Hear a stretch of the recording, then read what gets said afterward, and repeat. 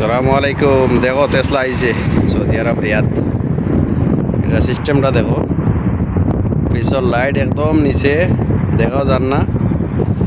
তারপরে তোমার ক্যামেরা আছে, তারপরে শাটারের মতো ওইখানে ইয়ে আছে পিছনে, উপরে মাঝখানো গ্লাস আছে উপরে, আর তো সাইড এইরকম টায়ারটা বহুত মোটা মোটা।